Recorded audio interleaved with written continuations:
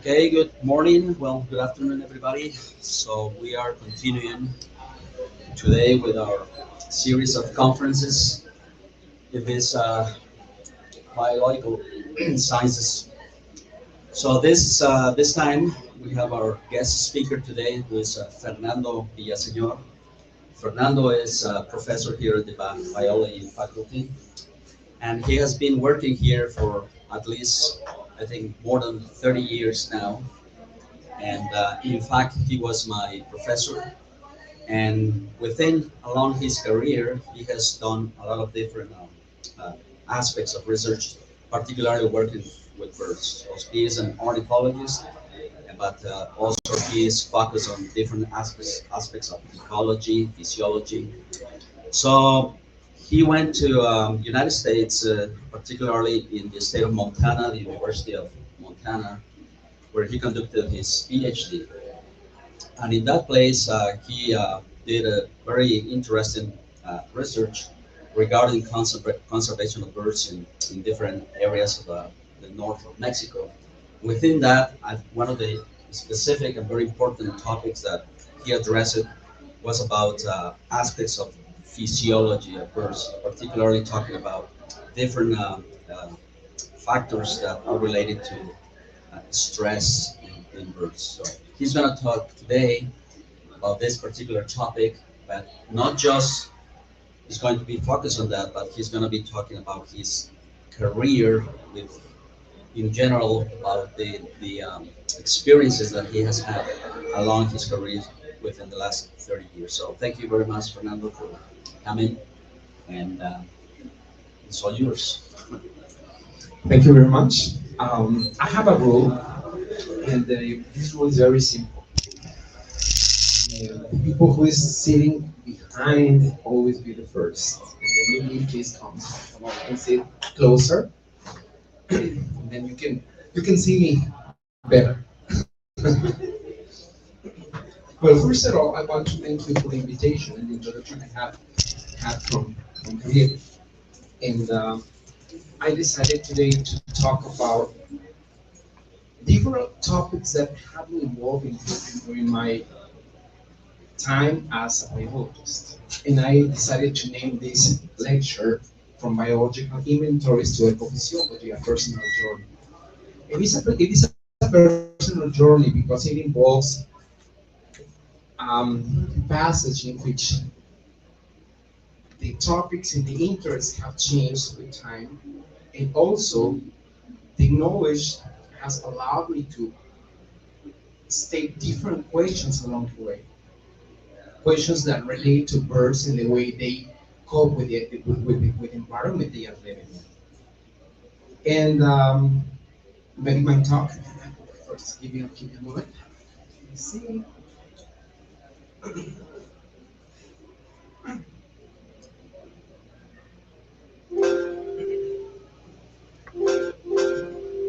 Okay. In my talk, I will address different topics. The first one will be a little bit of background, a little bit of history about how I became a biologist and how early I came into the field of biology. The second will be the ecology of migrant bird species. The third, habitat use of wintering birds in hedgerows and riparian habitats. And finally, the connection with individual physiological performance. And at the end, I will wrap up information with a general conclusion that will allow me to state what is next for the future. Okay, this is me. A long, long, long, long time ago, I was I got into the biology scene when I was really young. I started being a professor when I was 21 years old, and this is probably 1986. Probably by the time in which Javier Salgado was my student, a long time ago. And by then I was already a professor teaching comparative anatomy of vertebrates. However, this was a situation that was the result of my involvement and interest in studying birds. As probably most of you know, my family involves four biologists, and my sister Laura, the oldest of all of us, always involved me in the work that she was doing at the bird collection at the beginning of when they started collecting specimens and were doing taxidermy to prepare the specimens. And I was involved learning with them even when I was in high school. I was in the second year of high school when I started coming to the biology school, and I started learning some of the things. And since then, I have been involved in the laboratory of ornithology here at the University of Michoacan. I have worked with many people.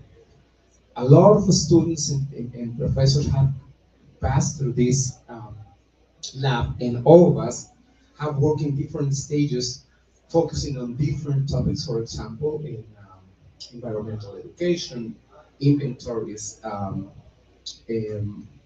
environmental manifestations to develop certain activities in different parts of Mexico. And obviously, we got old. Okay? With time, I was involved with many people, not only here in Michoacan, but in different parts of Mexico and the United States, and I was involved in teaching some of the ornithological techniques to other people. And here, in this picture, we are taking samples of blood from the veins of birds in the state of Sonora, which a place in which I did my research that led me to write my dissertation as a PhD at the University of Montana. However, my beginning was when I decided to work at the coast of Michoacan. The coast of Michoacan was my field of study for many years. In fact, I started my social service here at the University of Michoacan in 1982 when the program of protection of sea turtles started back then. And I was working during the days collecting birds, writing observations, and also at night I was working taking care of egg turtles, egg of the turtles that were coming to lay the eggs on the beach. And that was my senior thesis. I defended the senior thesis 4 years later. I mean, I finished my career in 1984. I got my degree as a biologist in 1988, 4 years later. And as a result of that, we had this Avifauna Costera of Michoacan, Mexico publication, in which uh, I basically reported all the most important results of my thesis. Among them, the recording of the first specimens of Serna paradisia, the actual tern in Mexico. I recorded 256 species of 50 taxonomic families. 143 were resident species, 95 winter visitors, and 14 transients, among other things. However, one of the things that got my attention when I was writing the discussion of my paper was that the ecology of migrants was being studied by someone in the state of Montana, a researcher who wrote about migrant birds, and my interest was really um, strong about the bird migration. That once in 1989, when I had the opportunity to attend a very important meeting in the northeastern part of the United States, I had the opportunity to meet him. This man was Richard Hutto, who was working with migration, but basically the migration of land birds, those birds not related to aquatic environments, but the terrestrial ones.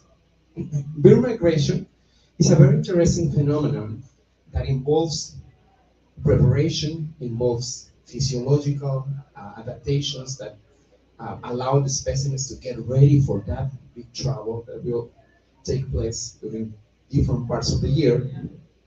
And as part of these movements, you see, this is an example of marine seabird. This is a bird that travels between the breeding grounds and the feeding areas. And if you see, this is the tracking of the satellites of 3 different specimens.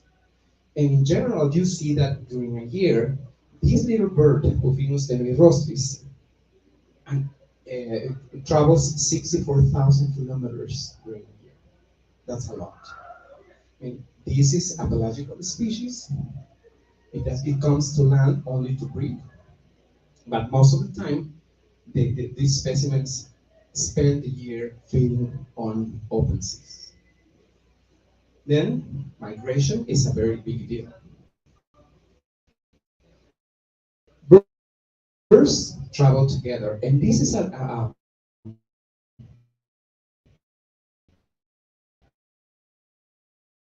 sample in which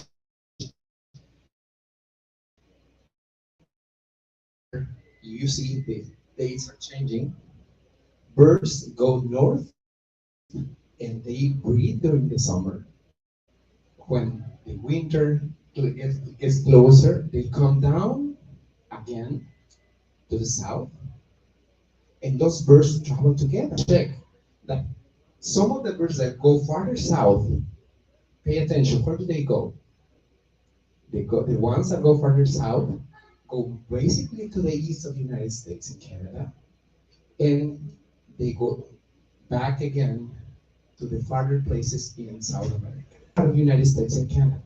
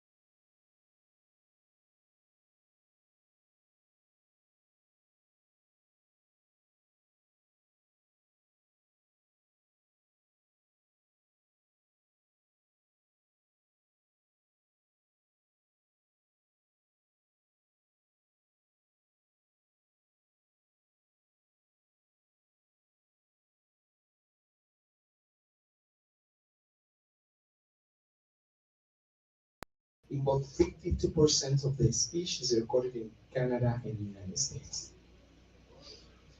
One of the interesting things is that a trend that has been described is that migrant species start declining. The numbers of species and the numbers of individuals of those species were going down, and nobody knew what was the reason for those things. This is a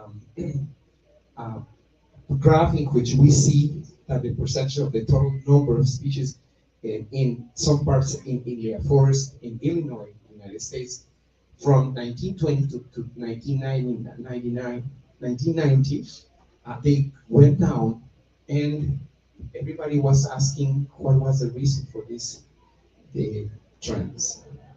There are some programs in which they also recorded these decreasing trends. For example, here we have the evening grosbeak, this species that is down here, and we see some states in which the color red indicates the decrease of the species in big numbers.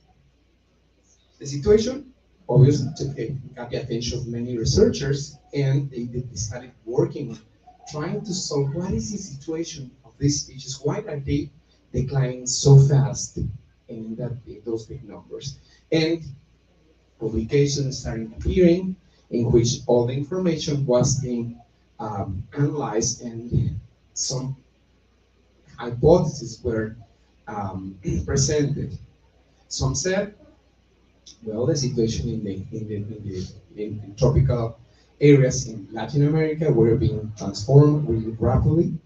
We were using toxic substances for agriculture, and those substances could be involved. However, for a migrant species that is used in two different areas during the year, or many different areas during the year, considering the ones that they travel through during the migration, involve a lot of perils for them.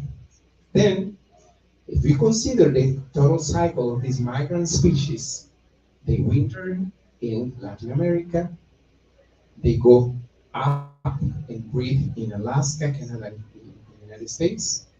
They migrate during the fall and come to, to the same places basically every year. And one of the things is that we basically don't know much about what's going on in these areas. We need a better understanding of what are the requirements of these migrant birds, what are the constraints, and also the threats they're being facing during their complete life cycle and in all the areas in which they inhabit during the year. Okay, with this interest in migratory birds, I conducted a research in Western Mexico, the states of Michoacán, Jalisco, Colima, Nayarit, and Guerrero. Knowing that some of these places were very important in terms of how many birds there were being inhabiting them during the winter. These places obviously were parts of fields in which in the highlands, in the lowlands, are surrounded by these lines of vegetation that you can see here. They are called hedgerows or hedges, and those are the places in which most of the migrant species were being recorded. And this could be probably a little bit strange because obviously we expect that these migrant species could be using better, more optimal environments like forests or tropical areas. But however, they were found in big numbers in areas in which we probably thought they were not that good for them. Okay, this was my master thesis, and I found that these lines of vegetations were very important for migrant species. Obviously, breeding in them could be not very a good idea because predation could be a big cause for probably the death of the little chickens that were being producing these breeding attempts. However, with the pass of time, I continued with the interest in the ecology of migrant species, and I changed my places of work, and I went up north to the state of Sonora. This is a river, the river a river in the desert area of Sonora, in which we involve the western and tropical migratory systems. Those birds that breed in western United States and Canada and winter in western Mexico. And I decided to study in the state of Sonora. These areas in which you can see these lines of trees, these are in the genus Populus.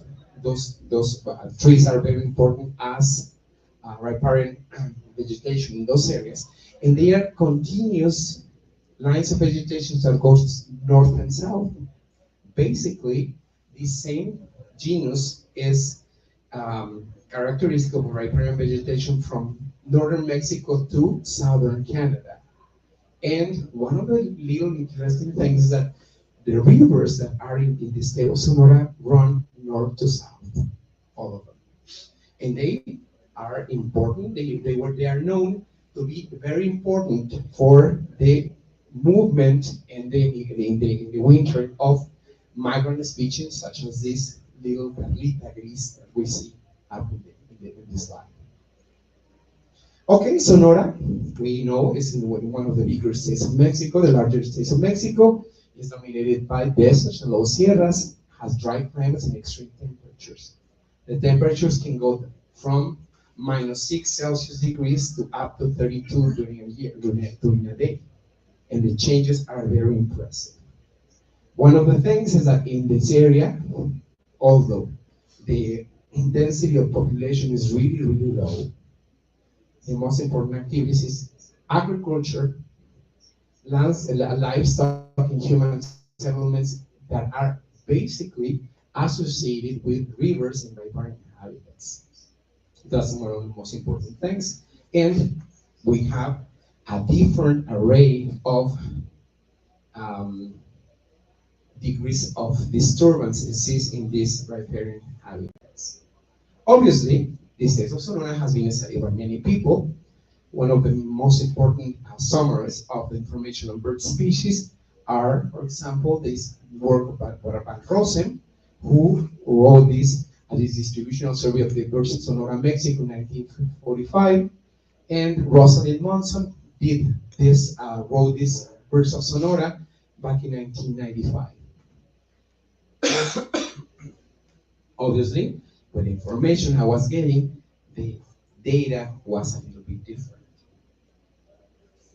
Then I devoted part of my time, and this is part of the inventory part that I wanted to talk about, is that I made a revision of published records, museum specimens, and personal observations and painting data that I did during my research there. And this data cover a period of 150 years from 1849 to 2006.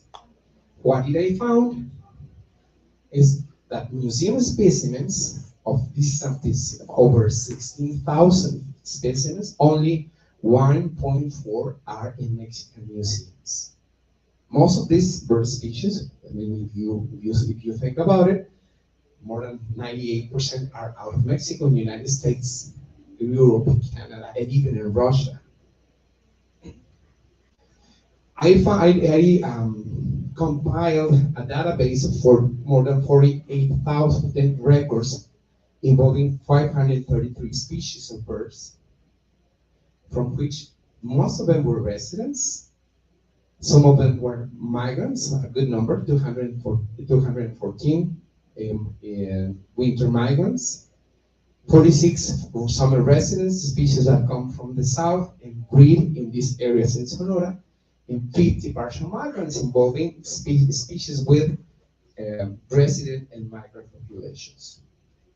And obviously, I made an account and I decided to add some species to the information that already existed. And these are the English names of different species that were included in the list of species for Sonora based on specimens, publications, and personal observation and experience that I got during my field work in the state. However, my most important focus was the fact that riparian habitats were vegetations that are considered very important because when we think about it, the environment is really dry, basically deserts and some low sierras. And if you see the landscape, the areas in which the rivers run through it present a very important vegetation for um, birds. And basically, in this arid landscape, the river courses and the vegetations are very important in as the spaces in which birds are using for feeding, resting, and breeding. If we consider the amount of cover that represent the riparian habitats, obviously there are lines of vegetation going along the rivers. The cover is very limited in extension. They are known as important corridors and stopover sites, and also because economical activities in people is related to riparian habitats, they are very susceptible to high disturbance levels.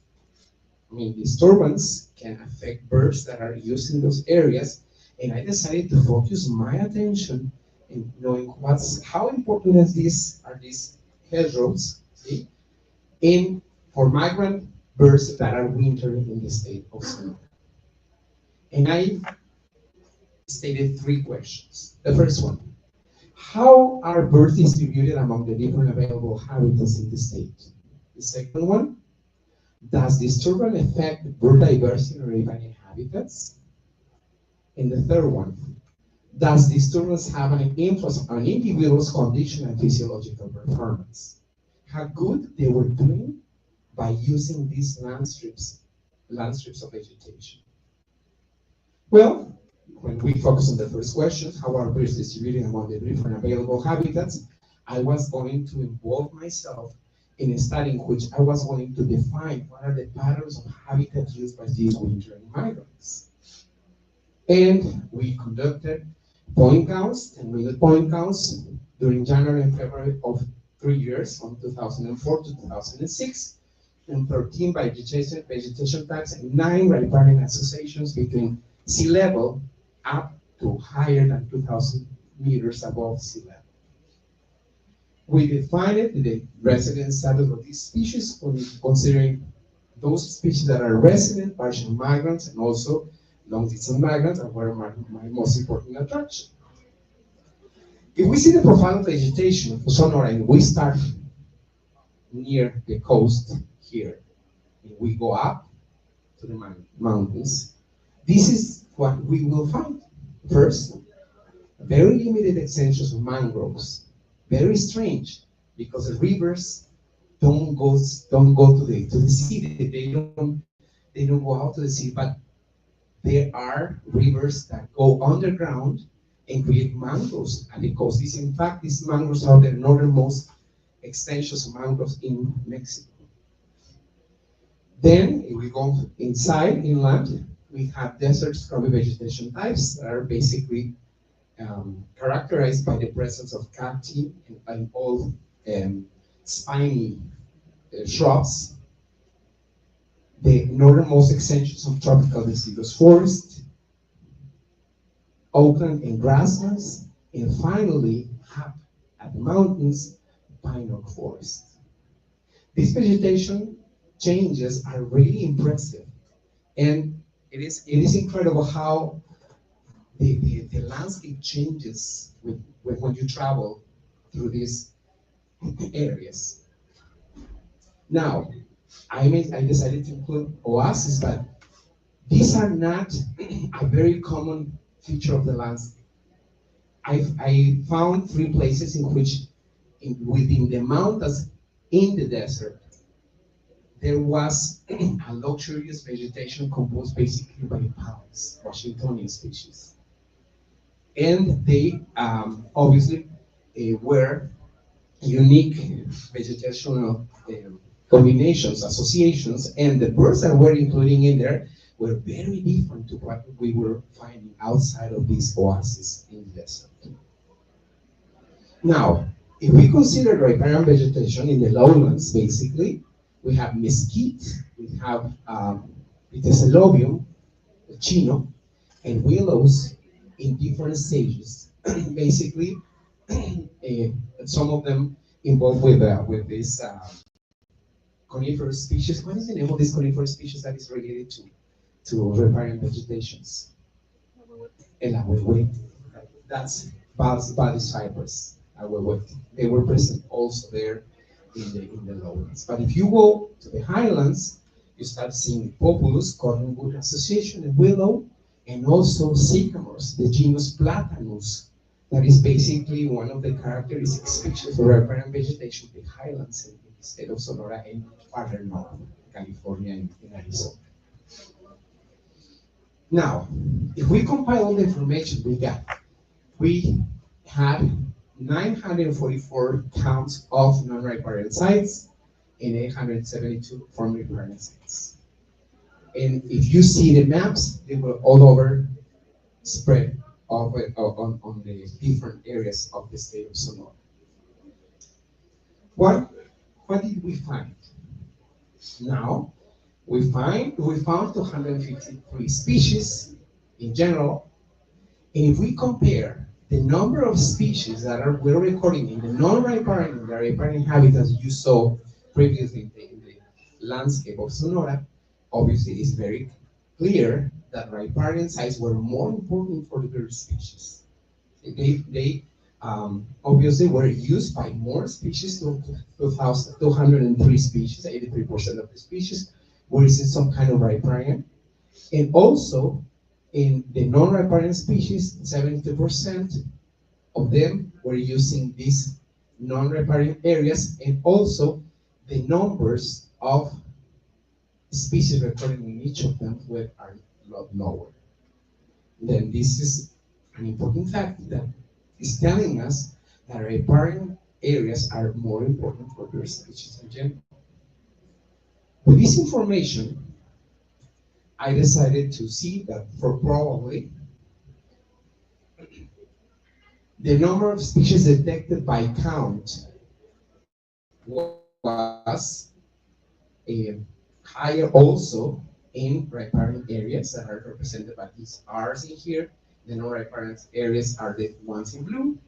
And the mean number of species recorded per count in a 25-meter radius was 1.83 for non-riparian and 3.24 for riparian. That means that riparian were mostly the areas in which these species were more attractive to. If we consider the amount of species that were used in these environments, if we compare residents versus migrants, we see here that there is a significant difference.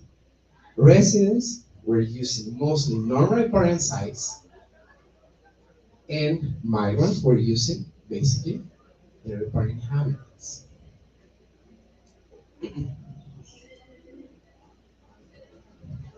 Sorry. Okay. If we consider the proportion of individuals per count, we compare this, just pay attention to this. Residents are in red, partial migrants and migrants are in orange and yellow. And if we compare the non-riparians in percentage, the non-riparian habitats are being used basically more often by resident species, and riparian habitats during the winter are used basically more predominantly by some kind of resident species. And this also is showing us how important riparian habitats are for migrant species. And I decided to check by species just to see what trends we're finding in this situation. And I found birds that were basically generalists like this, Melanepus uruguayalis, Gila woodpecker, that I found basically in riparian as well as non-riparian habitats. Another generalist, Amoros mexicanus, house finch, basically the same pattern. No clear difference between riparian and non-riparian habitats. But also, I found some of those species that were basically species that were recorded in arid habitat type and non-riparian habitat types, such as this, the cactus wren, Ampelorhynchus bronecarpillus, that basically was one of the most important species in the desert. Auriparus labices, the birdling, another desert species, basically most important in the non-riparian habitats. And the opposite, some species that basically were exclusively present in riparian sites, as the black phoebes, Ayornis niglicans, and Cortilio caligula, the ruby crown kinglet, basically present mostly in riparian sites. That is telling us that some species have certain preferences for non-riparian and riparian environments. Now, if we calculate a test, a Chigwell test, to see how often and how much species are using the habitats in riparian and non-riparian areas, and by resident and group of migrant species, we see basically two things. Riparian habitats are being, in the numbers here are the species that we found using non-riparian and riparian, and in parentheses we see the numbers that are being expected according to the test. And we see that migrants were using more than expected riparian areas, and riparian areas were being less than expected being used by residents in comparison with their migrants. See? Non-riparian areas were used more than expected by residents, basically the same pattern that we were finding before. Now, how important are these vegetation types? And this is a hierarchical classification analysis in which I decided to see what if we cluster these environments according to the mean number of species recorded in each one of them.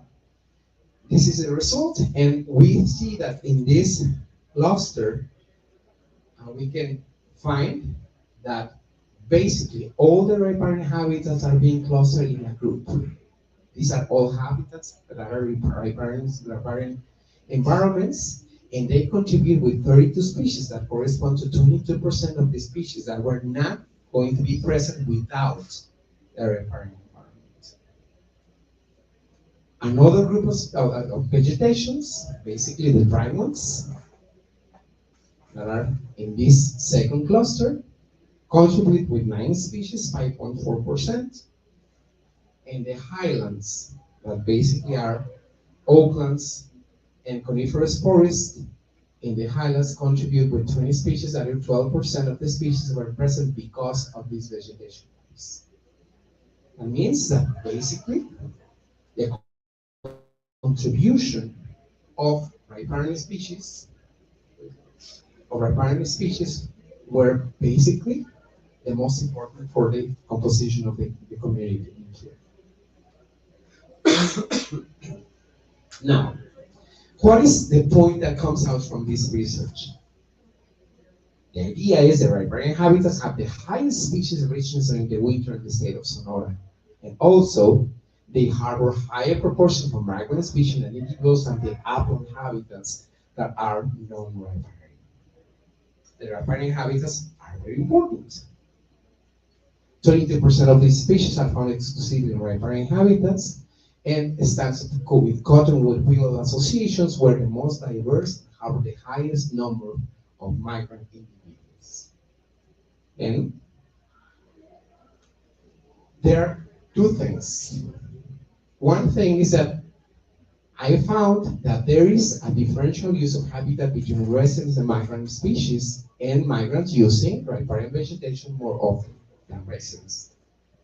Most landward migrant species are insectivorous, and the ecosystem productivity is low when bird abundances reach an annual high in the winter areas. We have to think that migrant species come down and establish in these areas in which the residents are all year long using the environments and the resources.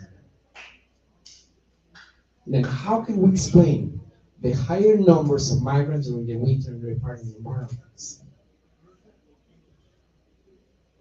There is one idea that Russell Greenberg proposed in 1995, that is the breeding current hypothesis. This breeding current hypothesis says that obviously birds that are breeding need rich protein foods to feed their young. These birds obviously look for juicy, tasty, meaty larvae of insects to feed their chicken. They obviously are bigger in size and more rich in nutrients that allow the growth of the chicks in a faster way as they need. However, there is another types of insects that are smaller. They might be more abundant in terms of numbers, but they don't represent a rich, nutritious food. And this is basically the food that most adult specimens are using. These are basically ants, spiders, and other small-sized insects in which they are obviously present during the whole year, and the adults are using them to feed themselves. If we think about it, the productivity of the ecosystem during the breeding season normally reach the highest. That's because the insects are producing the larvae to continue with the life cycle, and these larvae are being used as the food, the main food source for feeding the chicks. And the adult currency, this is the breeding currency, the one that is used for the maintenance of the chicks. And the adult currency is basically all the basic small insects that are being used by the adults during the whole cycle. Now, with time, the availability of these food items, arthropods, changes with time, and obviously the amount of food that is being used by the adults is is shown in this brown area. The adult currency that is being left out to be used in some other ways is in blue. Then the currency of the food that is being used by the residents is in brown. And the currency of the food available for migrants is that area shown in the blue color. The difference between the breeding currency and the adult currency represent the biomass that is available to migrant individuals in the winter months. Now, in optimal habitats, where the residents are all year long, this breeding currency allows their breeding without a problem, but obviously the amount of resident species in individuals at the same places obviously occupy some space and obviously leave only a small amount of adult currency for other individuals to come and settle there. However, in disturbed habitats, the amount of insects that is being left out for other species to use, and I'm talking about the migrant species that are coming winter in these areas, is a lot more. And then we expect that basically these small insects that are being used are basically in disturbed habitats that are being avoided for the most by the resident species. And this is a space that is available for migrants. Then, what are the predictions of this idea? The prediction is the ratio of breeding currency to total biomass of arthropods during the non-breeding season should be positively correlated to the proportion of resident individuals and negatively correlated with the proportion of migrants. Another prediction is that disturbed habitats will be more often avoided by residents because they support lower numbers of large-bodied insects that can be used as valuable currency for feeding. Johnson, studying with the American Western, found supporting evidence of Kerr's prediction for the breeding currency hypothesis. More migrants using habitat sites with lower breeding currency, in total abundance of birds correlated with total non-breeding arthropod biomass in Jamaica. However, after controlling the effects of insect seasonality, they found still significantly higher proportions of migrants in disturbed than undisturbed sites. This suggests the influence of other factors being involved. Later on, Hutto, previously, found that migrants wintering in western Mexico being more abundant in structural similar disturbed habitats, as the hedgehogs that I studied during my master's degree, and he suggested that these sites could be underused by residents because the lack of safe nesting places, as I mentioned before, and the high rates of nest predation. Deciding to breed in a place in which it is open, exposed to predators, is not a good idea.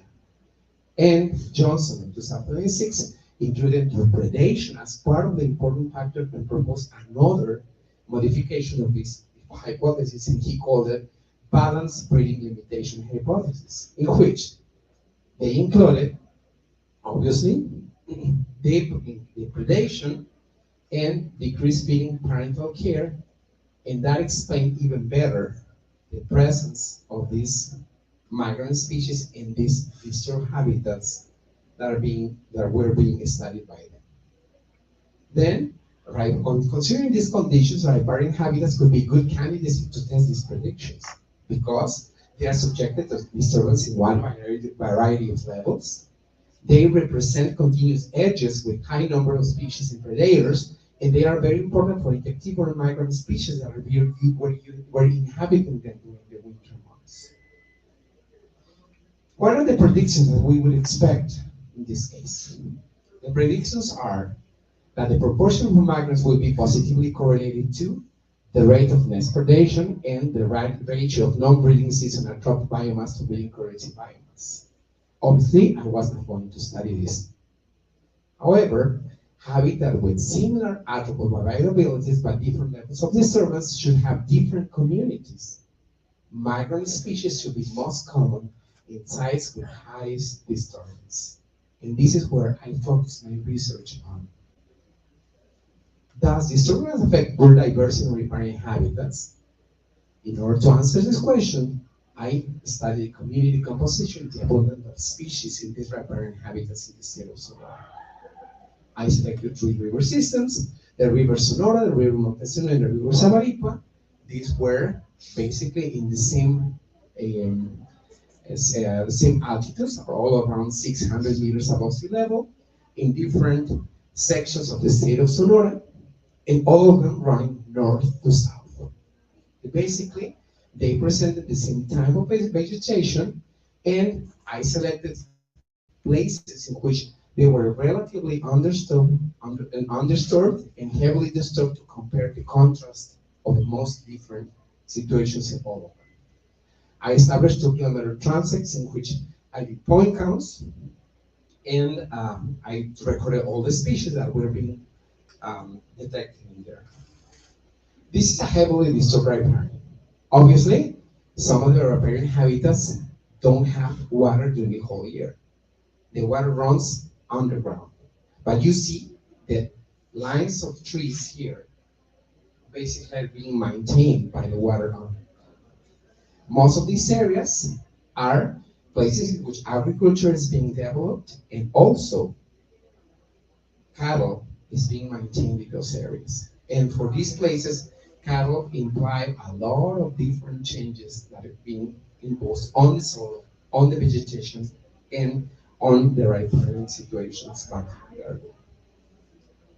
This is a relatively underserved riparian. You see, the river is present, the vegetation is more lush, and also the effect of cattle is limited because most of these areas are fenced, and the cattle is not allowed to get into these riparian places. What I found?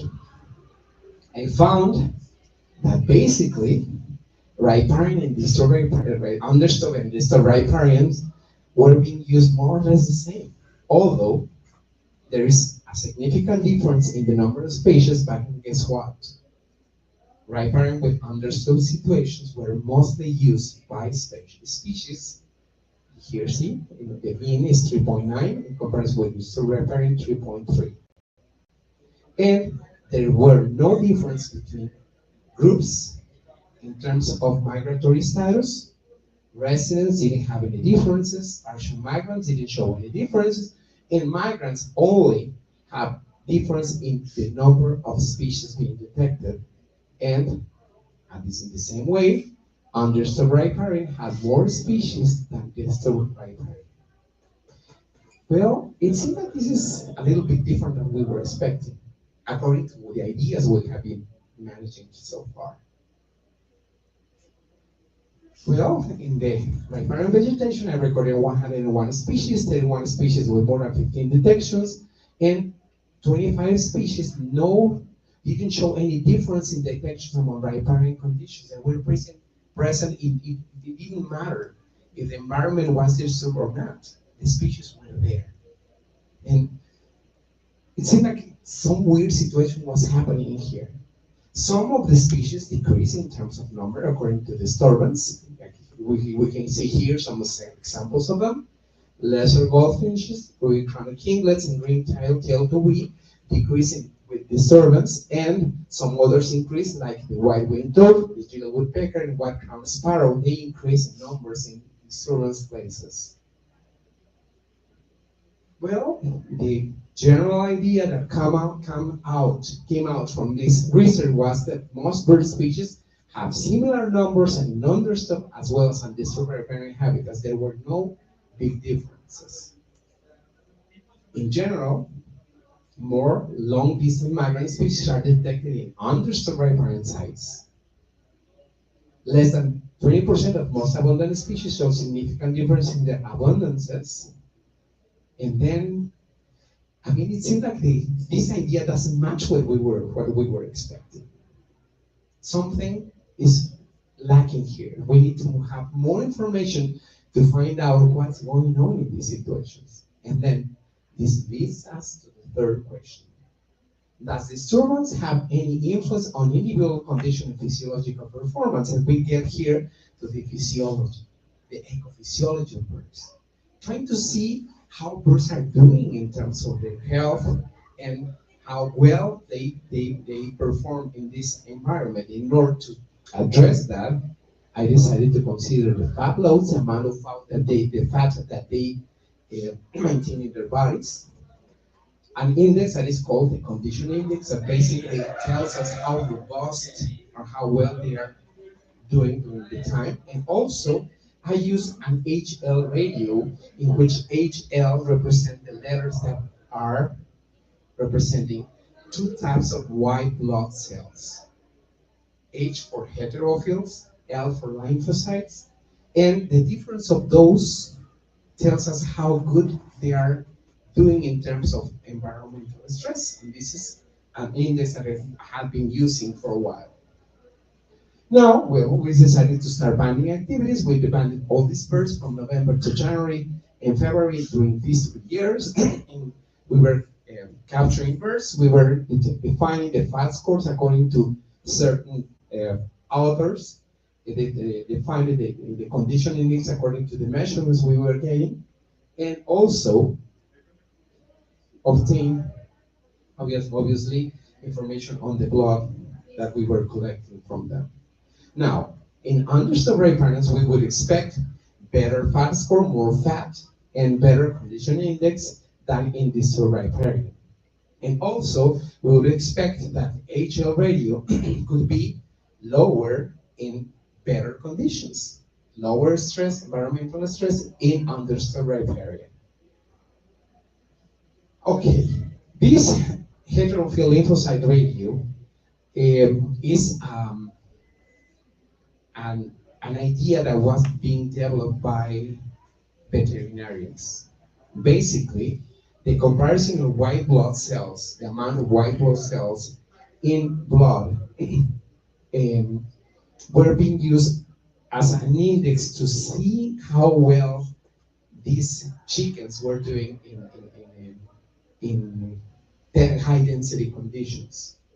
And we know now that lymphocytes, the ones that are basically perform our defense against strange things in our body, are the specific cells that involve immune responses to pathogens. And heterophiles are another white blood cell type that is basically non-specific.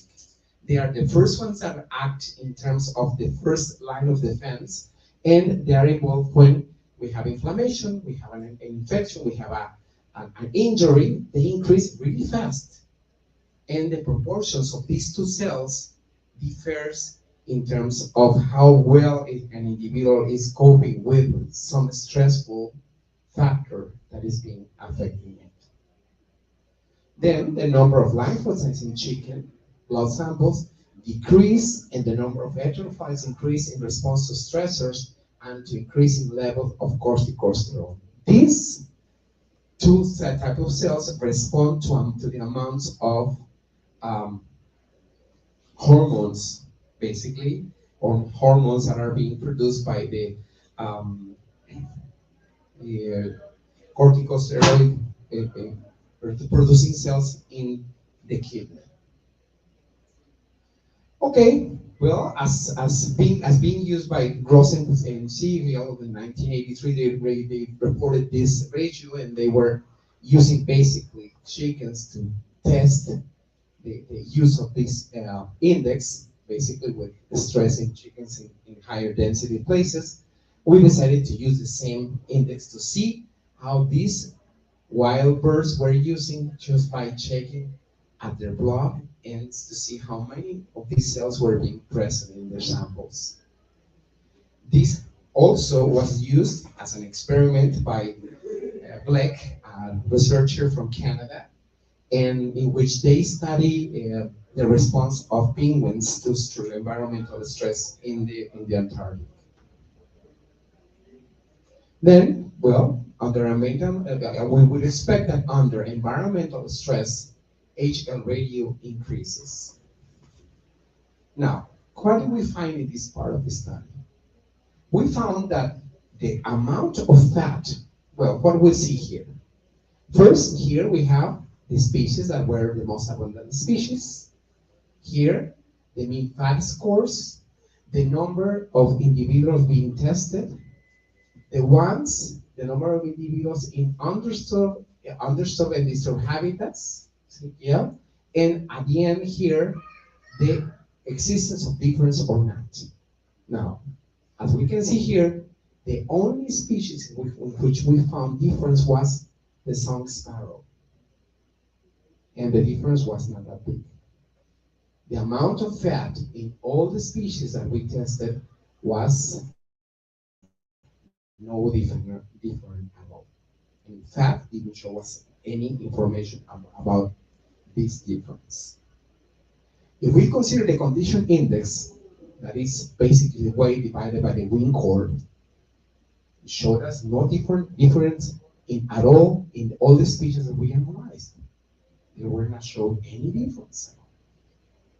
However, when we went to the heterophile lymphocyte ratio, we found that basically the species in disturbed riparian habitats were having a lot higher HL ratios. They were under more stress, and the only species that didn't show any difference was the northern cardinal, Cardinalis cardinalis, that is basically a resin species. What is this telling us? This is basically telling us that for a migrant species who is in riparian habitats, despite of the fact that they don't show any difference in numbers, they were having an effect on the environmental stress where they were coping on. Okay, the main concept of this idea is that no differences were found in fat score or condition index. However, HL radius indicated that physiological conditions could be affected by disturbance in riparian habitats. And the intensity of the stress in disturbed riparian sites seems to be modulated by environmental conditions. Now, one of the things that I will go back for a moment, here, we found that during the years that we studied these bird populations, we found a year in which there was a lot of rain. The sprouting of leaves during the beginning and the end of the winter and the beginning of the spring was really fast, and the productivity of the season was higher. And in that year, that was basically the year 2005, we didn't have the effects that we found in the other 2 years that we were doing this research. In this sense, I suggested that probably the environmental conditions were modulating this response to stress in these migrant populations. Okay, summing up. What is the importance of riparian habitats for migrant numbers wintering in Sonora? Riparian vegetation is important for winter migrants, birds with respect to the species and their numbers, and that's what we saw in the first part of the research. The second one, most bird species are used similarly repairing habitats in Sonora whether they are undisturbed or not. There were no general effects on disturbance on community composition and abundance of species. However, I didn't measure the intensity of disturbance, and that could be a good factor to study further on. And finally, the effects of disturbance on birds using repairing habitats was detected basically as a physiological stress response. Okay, one of the effects of these ideas, obviously, they seem to be doing fine. We don't see much difference in terms of composition and numbers, but we find difference in this response to environmental stress. And this environmental stress can have effects on other parts of the life cycle of the risk we were studying. They can modify winter and survival rates of these migrant species. They can modify departure schedules to the breeding grounds, and also the arrival dates to breeding grounds in Europe. One of the things that we can suggest for management is that actions to promote the maintenance and recovery of healthy riparian environments are essential in terms of the physiological conditions of birds using them during the winter. Well, the general idea is that being a migrant is costly and ecologically demanding. Migrant birds are facing threats. We don't know the extent in which the modification of the areas in which they winter are being affecting these species, but we know that there is an effect. Now, we come at the end to face the fact that when we do research and we study things, we come up with information. And we ask ourselves, is science perfect? Obviously, science is not perfect. Science is produced by humans as us. Science is our our best explanation of what we see in nature. And obviously, the scientific knowledge is being produced by us as humans. Being considering this scientific knowledge can be not completely exact, but that's our best aim to reach that objective. This is the end of my presentation. I really thank you for your attention. And I know I have many people to thank because of this. A bunch of institutions helped me during the development of this research. I had the opportunity to visit beautiful places. This is Glacier National Park in the northern part of the United States. And also, I would like to thank deeply to my university and to the lab in which I have been working for most of my life. Thank you for your attention, and I hope that it reached your expectations. Thank you. Thank you so much, Fernando, for a very interesting talk. You guys have any questions, comments, doubts about this? Did you understand? Hope so. Anyone? It can be in Spanish if you want. Don't be shy. You can ask.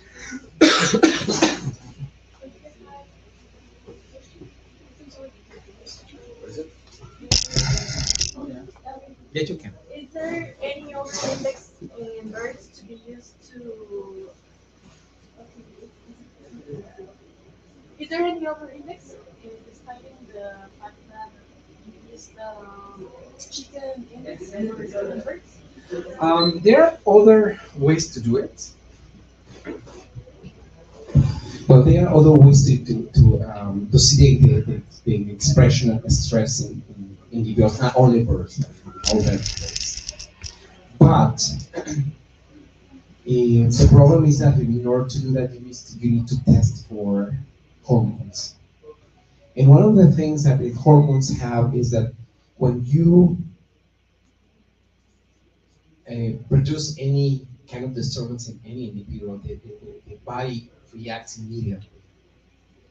You have a little window of time, like 1 or 2 minutes, in order to take a blood sample from any individual to test for the difference in level of hormones in the individual. And basically, we can argue.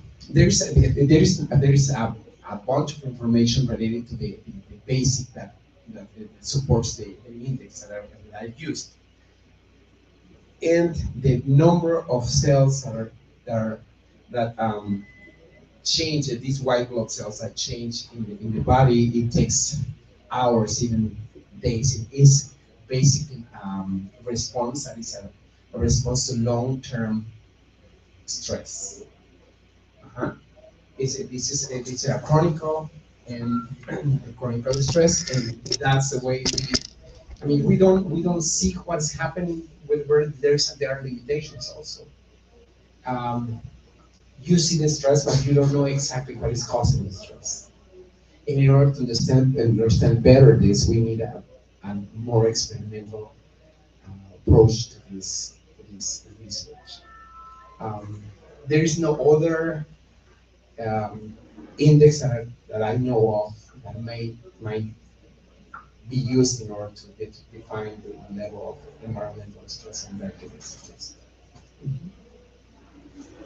Anyone else? Elena?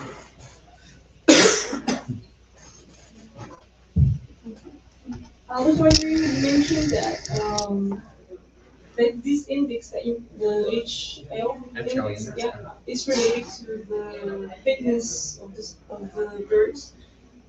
And there were like three main things that it affected, like the survival rate. Have, like, has it been done that you mark these birds and you follow them to their summer habitats and see how many of them survive, or if they even survive the journey, or like how that's reflected on the fitness of the birds itself, like behind the long term, I guess. Well, I don't really don't know of any kind of study like that. Do you know Yeah, about? there are. Like, What do you? I know that maybe the Red Stars are doing that. This is no research. You know more than that. Yeah, one of the species that Fernando has, one of the slides, black and red, migratory bird, small one. It's called the American red star. That one has a very broad distribution, like the breeding grounds are North America, from Canada, the United States, and they come all over to Mexico in different regions, eastern, western, and also they go to the Caribbean and South America and Central America. So there has been this study, like long-term study. One of the authors that Fernando mentioned, Peter Mara, he has done a lot of research in Jamaica. And the very interesting thing about that place is that they have this specific habitats like mangroves, what they call like high quality habitats because they maintain moisture and they are always green. And that's related to food abundance and availability like all the during the wintering season. But just as a neighbor habitat, you have a dry scrubs, basically, very different habitat, very contrasting in the microclimate conditions. So that's what they call like a low quality habitat. So they have found that in those terms, that the birds that are in the mangroves, they have much better condition. They haven't measured like a HL as Fernando did, but they use different kind of hormones, the ones that he was explaining to Alexia that are actually taken in a very short period of time. And they found that those persons are in very better condition compared to the ones that are in dry habitat. But that's the wintering ground. Then they migrate. And what they found is that the birds that are within the mangroves, they live earlier, in better condition, and when they arrive into the breeding grounds, they actually breed earlier and they have much better condition. They are able to defend territories, they are able to attract mates, females, and they have a better breeding success compared to those that are coming from dry habitats with lower uh, quality habitat. So that's something that they have done already, and not just in terms of the migration timing, but also in the breeding success. And today they are also looking at oxidative stress to see whether these conditions in the winter grounds are affecting uh, once that they are arriving to the breeding grounds. And not just that, but also what they call the stop sites. So they are basically going through different sites where they migrant birds stop to rest and regain energy, and looking into all this physiological studies. So yeah, there are some studies, not many. That's actually like a model species, but more and more studies are being incorporated to try to understand that situation. So it's like a catch-22 kind of thing, right? Because if you come from a low quality habitat, you end up in a low quality Yeah. habitat.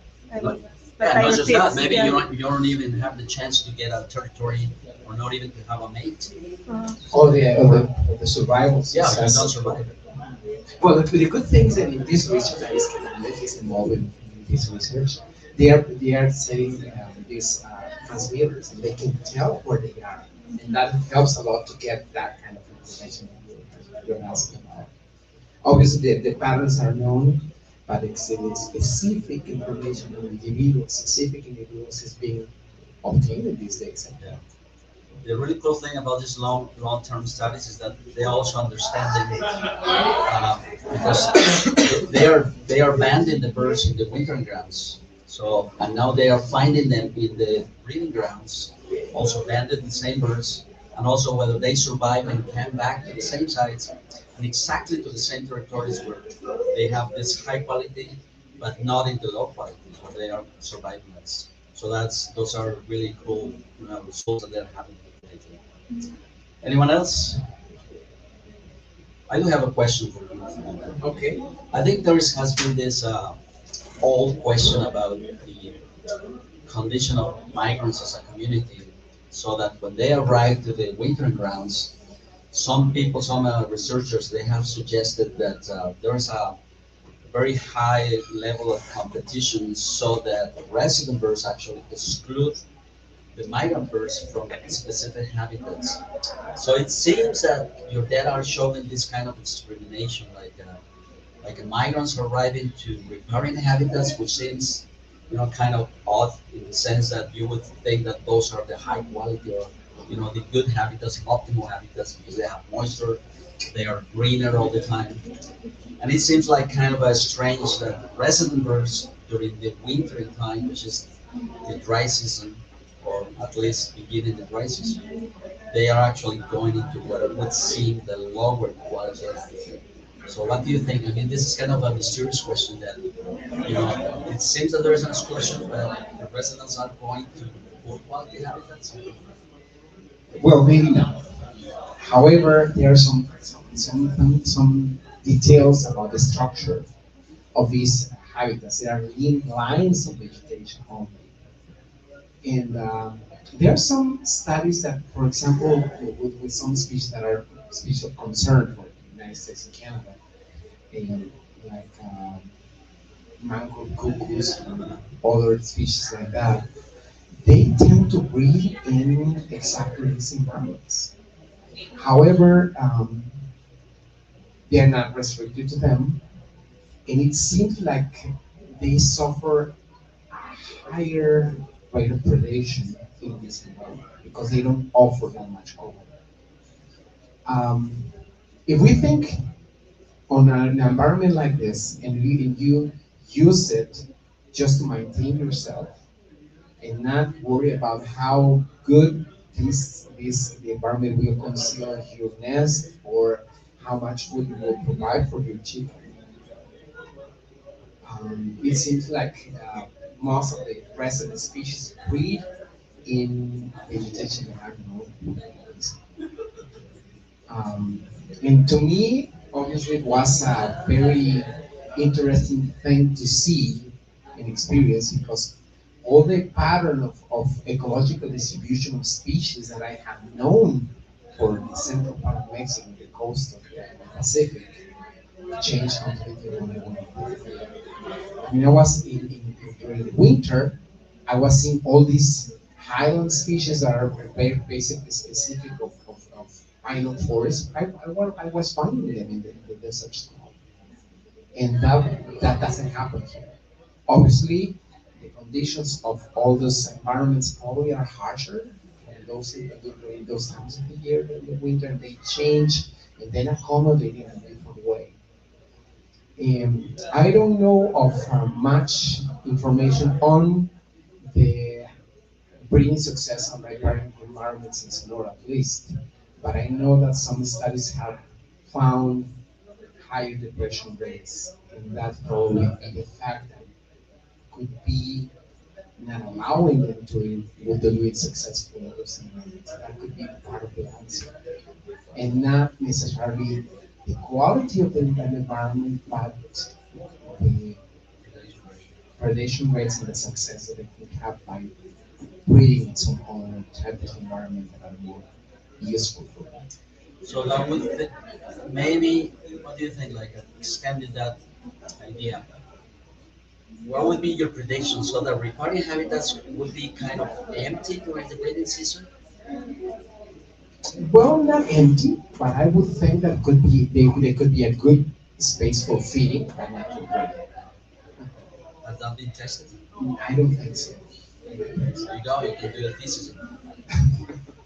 But anyway, these are very interesting ideas, and just putting them into work would be a really good topic for research. Okay, anyone else? Question? Maybe I got a bit lost or something. But do the resident birds have the same kind of breeding season that the winter birds? They do, but at the same time? Oh, maybe I. Yeah, but in different geographic locations. Remember that they're just coming to overwinter, Uh-huh. so they stay here, for example, from September to March, more or less. They start going back to their breeding grounds like April, and the resident birds start breeding around April to May, June, Uh-huh. July, but stay in the site, so the migrants are not there anymore. They are They breeding go up farther the north, No, they. so there's no overlap. Mhm. In the breeding seasons. Yeah, that we overlap have. in the Okay. same region, but they are nested in the same period, but in into different different areas. areas. Okay. Okay, well, All right. thank you very much for your attention, and I hope that maybe it was not so bad. And you were able to understand basically everything. Thank you so much, Thank you. Fernando, for an interesting. And be alert, we will be announcing our next conference in a couple of weeks. So you are all invited to that. Thank you so much for coming. My students, I'll see you Monday. Thank you. Gracias.